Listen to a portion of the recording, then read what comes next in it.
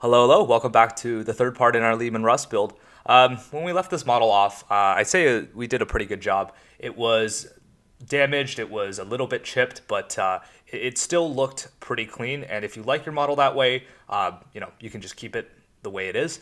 But in this video, I'm going to go ahead, I'm going to do a lot of realistic weather effects, mud, rust, and all that kind of stuff. So I spent a lot of time looking at pictures of real world tanks as well as dioramas and scale videos, just to kind of find out how to get the weathering effects as realistic as possible. Things that I've noticed is that there's definitely a lot of texture. The mud is three-dimensional. There's also a gradient from where the mud is still wet to where the mud is almost dry and then completely dry. The colors are completely different. When it comes to rust, it's very important to pick out the parts that would actually rust and then how, if that part gets wet, where the rust would flow. Basically, spent a lot of time looking at that. And I have a product that I think I'm pretty happy with. Some of you may think I went too far, or maybe I didn't go far enough. But in any case, we're going to be turning this into this. Let's get started. A quick note. You'll probably notice that this video is a lot longer than my previous couple of videos. Reason being is I had to experiment a lot to find out what exactly worked. And one of the things that is very key is placement and quantity.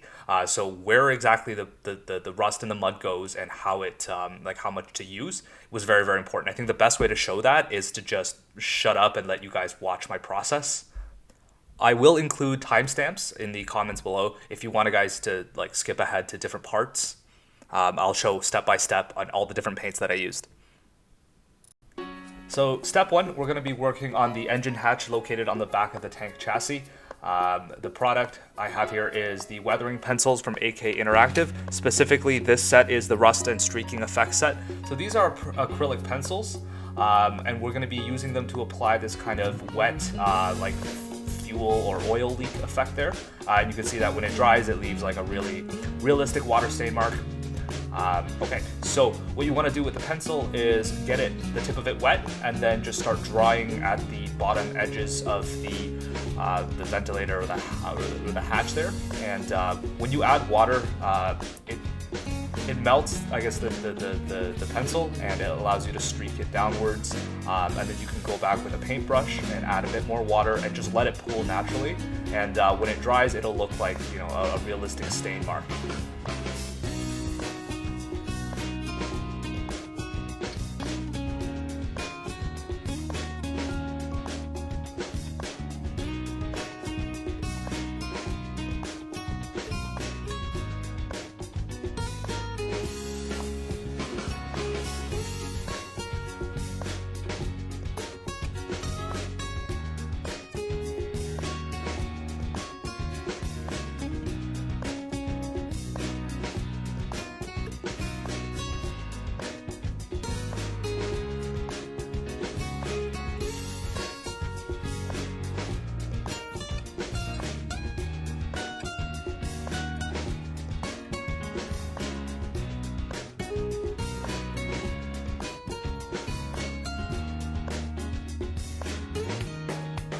Step two, time to get started on the mud. First one we're going to use is light brown mud from Vallejo. So this has a lot of texture in it. It's got all these micro beads to give you that realistic mud effect. We're going to use a Q-tip, and we're just going to start spreading it into all the areas that would come into contact with the mud.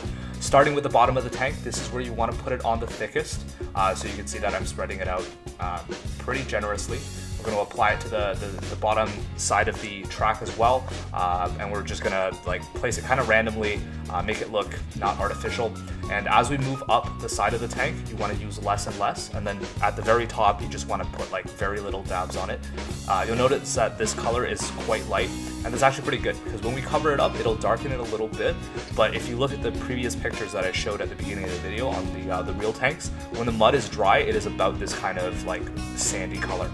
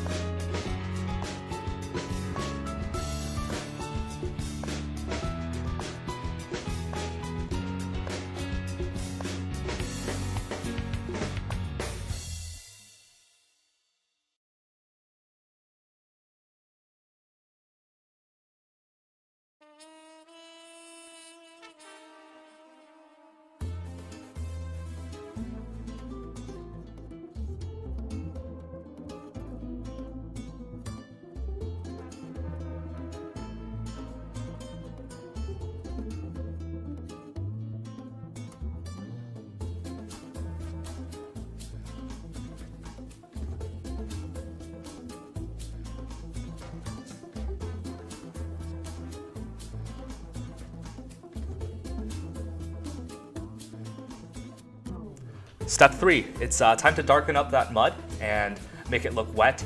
The paint that I'm going to use here is fresh mud from AK Interactive, so this is an enamel paint. I'm using it straight out of the pot because I want it to be very thick and very high consistency. We're just going to spread it over all the parts that we previously covered with the light brown mud. So this one you can put out a little bit messy. It's easy to clean up enamel paints afterwards, but make sure you cover the majority of the light brown mud. I would recommend that you wear gloves. I didn't, so I ended up getting it all over my hand. Enamel paints are pretty notoriously hard to wash out. You're gonna need mineral spirits or something like that. So yeah, just we're gonna come back after all of the light mud has been covered.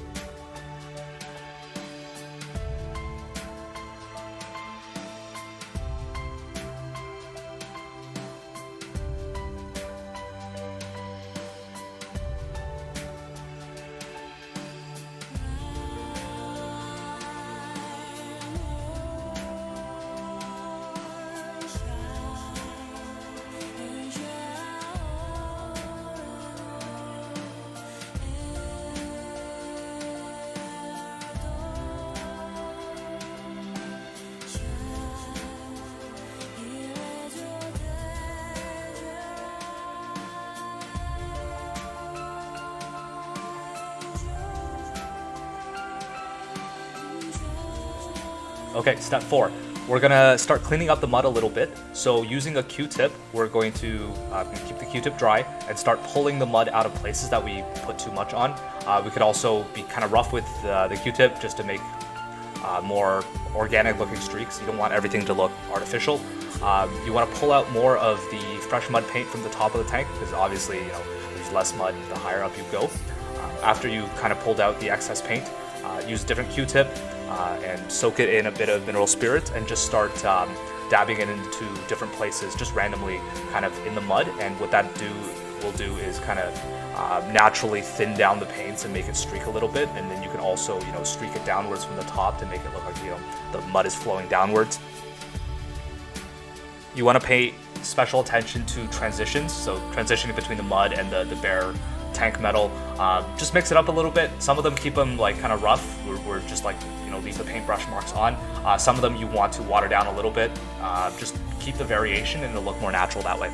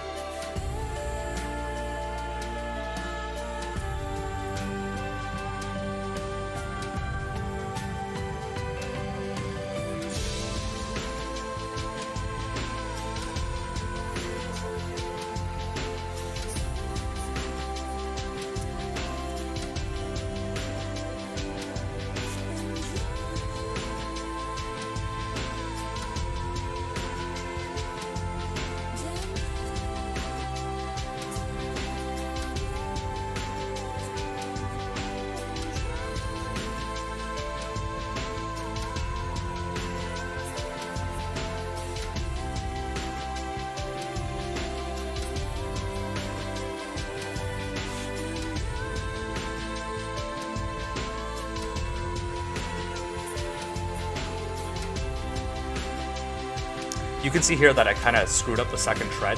There's way more textured light mud on the right-hand track than the left-hand track, but don't worry about it. We can always just go back, retrace our steps, and build it up from there. So I'm going all the way back to when we did the dark gray, and I'm gonna start again from there. Step 5, time to start adding in the rust. Sorry, this part of the video I didn't get the focus right, so it's gonna look a little bit blurry. So for this one, we're gonna use rust streaks from AK, and this one we're gonna thin down 1-to-1 with mineral spirits, and we're just gonna start applying it with a small brush into parts that seem like they would rust. So places like the rivets, any kind of hatches, hinges. Hinges are actually really, really good for this. So anytime like the hatch opens up, the metal is like, bare metal contacting bare metal, you're gonna get rust. So we're gonna put it in there as well. And we're gonna twist our brush and just streak it downwards. And that way it looks like the rust is flowing.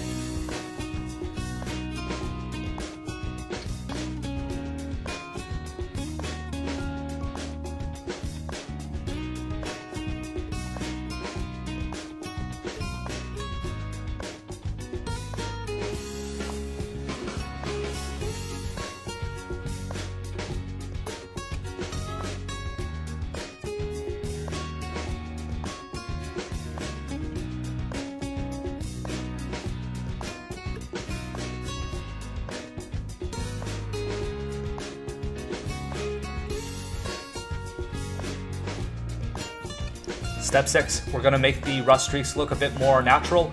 So just like we did with the mud, we're gonna take a Q-tip and we're going to dip it into mineral spirits and just work the edges of the streaks that we painted coming down the side of the tank. Again, you're gonna work with the transitions. Some of them keep them very sharp, some of them blend them with the mineral spirits. Just break it up, keep it different.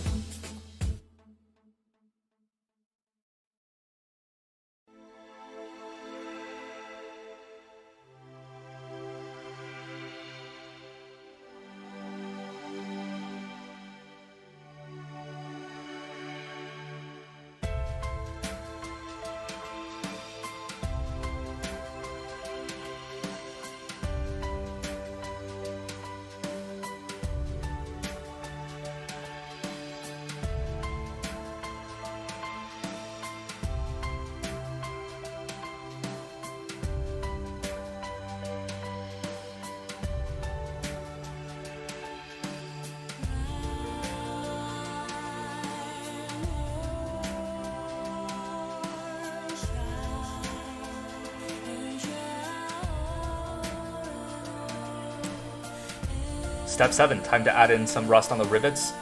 So again, using the rust streaks, we're gonna keep it straight out of the pot. We're gonna paint it onto each of the rivets. Actually, not each of the rivets. You kind of want to mix it up a little bit, maybe like 2 here, 1 there, and then take a Q-tip with mineral spirits and just dab over top of it to have the rust run a little bit. You guys know the trick by now.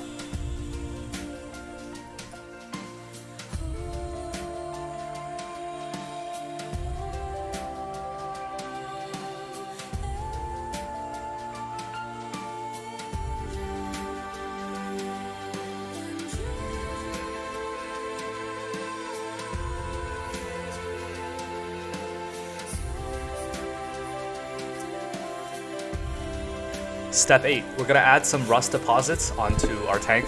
We're going to start with the dark rust deposits from AK, and this one we're going to just put into the parts that are really heavily rusted, like hinges, the big rivets on the side, and then when we're done with that, we're going to go with the medium rust deposits, and we're going to put even less of it just onto key areas.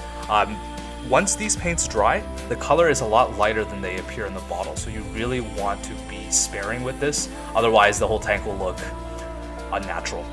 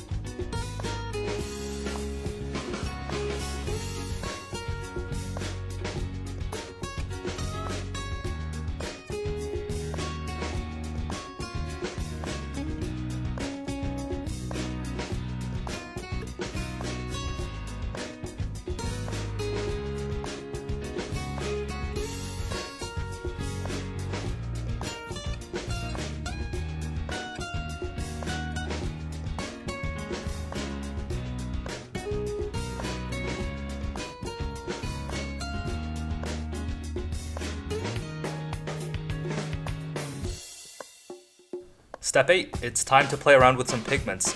So what I did was I mixed Desert Dust and Natural Umber from Vallejo Pigments just on a piece of paper towel. And then I took a kind of a bigger brush and I applied airbrush thinner just on the areas that I want to have the pigments applied to. So the thinner is going to apply, kind of work as a I guess something that the pigment can stick to. So once the areas are all good, what we're gonna do is we're gonna take a different brush, a big one, and we're gonna load it up with the pigments that we mixed up. And just placing the brush over the tank, we're gonna lightly tap the brush until the pigment falls off and it sticks to the areas that are wet. You can also kind of smudge it with your finger if it's getting into areas that you don't want. And if there's excess, you can take your airbrush without any water in it and just spray it, and the air will get rid of the excess pigments.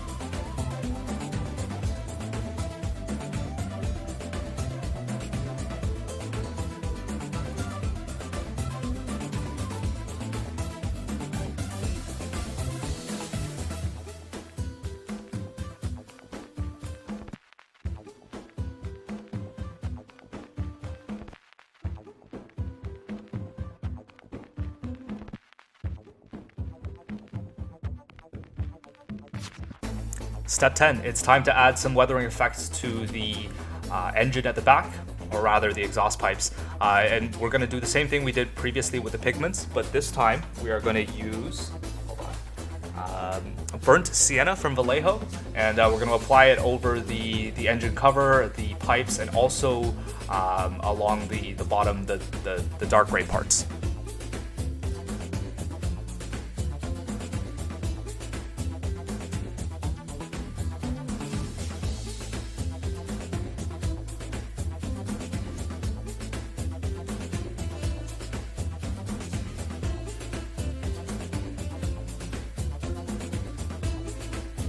For the turret of the tank, we're going to do it in much the same way as we did the chassis. This one you want to be lighter with the rust and definitely stay away from the mud, and just follow the same steps. Apply the enamel paint, use a dry Q-tip to streak it, and then use a Q-tip soaked in mineral spirits to work with the transitions.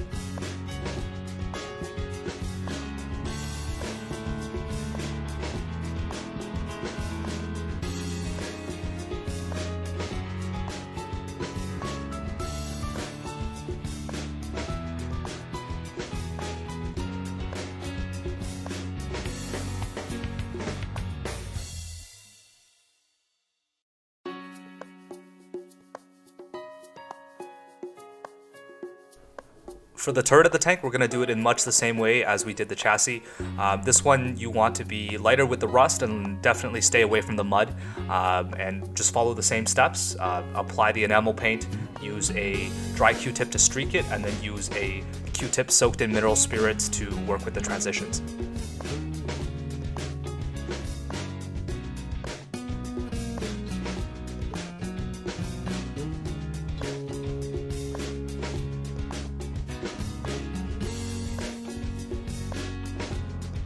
And there we go, all done. So we went through about 10 processes here, but it's really not as tedious as it seems.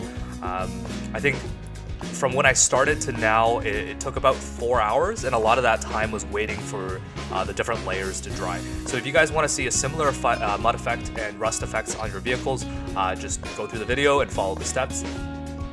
Overall, I'm pretty happy with it.